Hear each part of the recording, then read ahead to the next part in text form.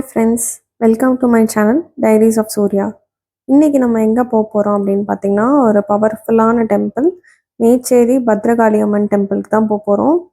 So சேலம்லேருந்து ஒரு bus ஏறினா போதும், நம்ம மேச்சேரியில் போய் இறங்கிடலாம். மேட்டூர் பஸ் அந்த மாதிரி ஏறிட்டிங்கன்னா மேச்சேரியில் வழியில் இறக்கி விடுவாங்க. நான் போன அன்னைக்கு பஸ்ஸெல்லாம் கொஞ்சம் கூட்டமாக இருந்தது. ஸோ நான் வந்து சிட்டிங், அதாவது சீட் இருந்தால் தான் ஏறுவேன். அதனால வெயிட் பண்ணி அடுத்த பஸ்ஸில் ஏறியாச்சு. இங்கேருந்து பார்த்திங்கன்னா ஓமலூர் வழியாக போய் மேச்சேரி ரீச் ஆகலாம் பஸ்ஸில். நான் மோஸ்ட்லி ப்ரைவேட் பஸ் தான் சூஸ் பண்ணுவேன். அதில் வந்து கொஞ்சம் பழைய பாட்டெல்லாம் போட்டு கூப்பிட்டு போவாங்க. அது கொஞ்சம் நாஸ்டாலஜிக் ஃபீலிங்காக நல்லாயிருக்கும். சின்ன வயசில் போகிறது, அதுக்கப்புறம் இப்போ அடிக்கடி எங்கேயும் வெளில ட்ராவல் பண்ணுறதில்ல. அதனால் இந்த மாதிரி போகிறப்ப ப்ரைவேட் பஸ்ஸில் நல்லா பாட்டு கேட்டே போகலாம் அப்படின்னு சொல்லிட்டு ப்ரைவேட் பஸ்ஸுக்கு வெயிட் பண்ணி போவேன் நான். ஸோ இந்த மாதிரி இப்போ நம்ம வந்து போயிட்டுருக்கோம். சேலம்லேருந்து பார்த்திங்கன்னா ஒரு 1 hour ஆகும். பஸ்ஸில் கொஞ்சம் ஓமலூரில் நிப்பாட்டுவாங்க, அங்கங்கே ஒரு 2-3 ஸ்டாப் நிப்பாட்டி தான் மேச்சேரி கூப்பிட்டு போவாங்க. ஸோ வந்துட்டு 1 hour ஆயிரும் நீங்கள் சேலம்லேருந்து பஸ் ஏறினீங்கன்னா. அதுக்கப்புறம் சாமி கும்பிட கொஞ்சம் நேரம் ஆகும், அது வந்து உங்களை பொறுத்தது. அப்புறம் திரும்ப ரிட்டன் வரதுக்கு 1 hour ஆகும். ஸோ சேலம்லேருந்து நீங்கள் கால்குலேட் பண்ணிங்கன்னா 3 hours ஆகும் பஸ்ஸில் போனீங்கன்னா. இல்லை நீங்கள் காரு இல்லை ஸ்கூட்டரில் போகிறீங்க அப்படின்னா அதை விட கொஞ்சம் கம்மியாக தான் ஆகும். ஒரு 2 hours 2.5 hours நீங்கள் ரிட்டன் வந்துடலாம். ஸோ இப்போ இறங்கினது பார்த்திங்கன்னா தான் பஸ் ஸ்டாண்டு. இங்கே இறங்கி ஜஸ்ட் ஒரு 100 to 200 meters வாக்கு, அவ்வளோதான் கோயில். இப்போ இந்த இடம் பார்த்திங்கன்னா, இப்போ நான் இருக்கிறது வந்து ஒரு முருகன் கோயில். அந்த மேச்சேரி பத்ரகாளி அம்மன் கோயிலுக்கு பக்கத்துலேயே தான் இருக்கும் இந்த முருகன் கோயில். குட்டியாக இருக்கும். அங்கே ஃபஸ்ட்டு போய் கும்பிட்டுட்டு அடுத்து பத்ரகாளி அம்மன் கோயிலுக்கு வந்தாச்சு. இங்கே வந்து பார்த்திங்கன்னா பூ வாங்கிட்டு இப்போ கோயிலுக்குள்ளே போகிறோம். இந்த கோயில் பார்த்திங்கன்னா 800 வருஷம் பழமை வாய்ந்த கோயில். 21 வருஷம், அதாவது 21 தலைமுறையாக நம்ம செஞ்ச பாவம் எல்லாத்தையும் நீக்கக்கூடிய கோயில் அப்படின்னு சொல்கிறாங்க.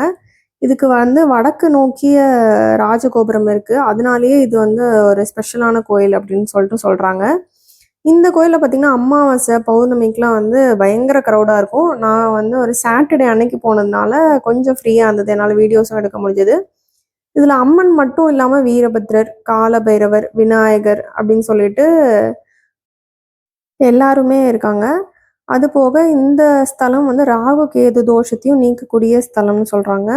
அப்புறம் கால்நடைகளுக்கு ஏதாவது ஒரு நோய் வந்துருச்சு அப்படின்னா இங்கே விபூதி வாங்கிட்டு போய் நீங்கள் கால்நடைகளுக்கு வச்சு விட்டா அந்த என்ன பிரச்சனையோ அது வந்து சரியாயிடும் அப்படின்னு சொல்கிறாங்க. இங்கே வந்து மன அமைதி அதை தேடி வர்றவங்க நிறையா பேர் இருக்காங்க.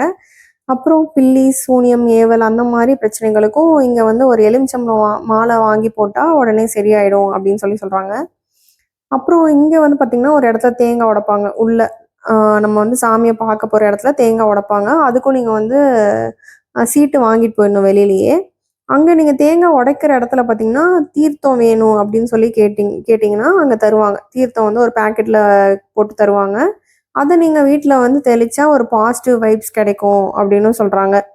அப்புறம் இங்கே வந்துட்டு மெயினாக பார்த்திங்கன்னா வாக்கு கேட்பாங்க. ஸோ எனக்கு வந்துட்டு பார்த்திங்கன்னா ஒரு ஒரு சில டைம் ரொம்ப கன்ஃபியூஷனாக இருக்கும், இது பண்ணலாமா வேண்டாமா அப்படின்னு சொல்லிட்டு. அந்த மாதிரி டைமில் இங்கே வாக்கு கேட்குறதுக்கு நிறையா பேர் வருவாங்க. ரொம்ப கூட்டமாகவும் இருக்கும் வாக்கு கேட்குற இடத்துல. அங்கே ஒரு 20 rupees இல்லை 50 rupees அப்படி கொடுத்தீங்கன்னா நீங்கள் கேட்குற கொஸ்டினுக்கு அவங்க பூ போட்டு அது ஓகேவா இல்லை வேண்டாமா இல்லை 3 months கழிச்சு பண்ணலாமா அந்த மாதிரி வந்து உடனே ஆன்சர் சொல்லிடுவாங்க. ஸோ அந்த மாதிரி உங்களுக்கு எதுவும் குழப்பம் இருக்குது, எனக்கு ஏதாவது தெரிஞ்சாகணும், எஸ் ஆர் நோ ஏதாவது கொஷின்ஸ்க்கு தெரிஞ்சாகணும் அப்படின்னு சொன்னீங்கன்னா, for example like investment type அந்த மாதிரிலாம் இந்த கோயிலுக்கு நீங்கள் போயிட்டு அங்கே வாக்கு கேட்கலாம். அப்புறம் இந்த கோயிலில் டெய்லியுமே அன்னதானம் போடுவாங்க. அன்னதானம் டொனேட் பண்ணுறதுலாம் கூட பார்த்துருக்கேன். அமாவாசை பௌர்ணமினா அதுக்கு ஒரு ரேஞ்ச் ஆஃப் டொனேஷன், இல்லை மற்ற நாளுக்குன்னா கொஞ்சம் கம்மியாக இருக்கும். எவ்வளோ டொனேஷன் வேணுனாலும் நம்ம கொடுக்கலாம். ஸோ அன்னதானத்துக்கும் ரொம்ப கூட்டமாக இருக்கும். இங்கே டோக்கன் வாங்கிட்டு அன்னதானம் சாப்பிட போகலாம். அப்புறம் இங்கே சாமி கும்பிட்டுட்டு நான் இப்போ வெளில வந்துட்டேன். கொஞ்சம் இருட்டிடுச்சு பாருங்கள். சாயங்காலம் டைமில் வந்தேன், ஒரு 4 o'clock வந்தேன். இப்போ திரும்ப பஸ் ஏறுறப்போ ஒரு 6:30 கிட்ட ஆயிடுச்சு. ஸோ கண்டிப்பாக நீங்கள் சேலம் வரீங்க அப்படின்னா இந்த கோயிலை விசிட் பண்ண மறந்துடாதீங்க.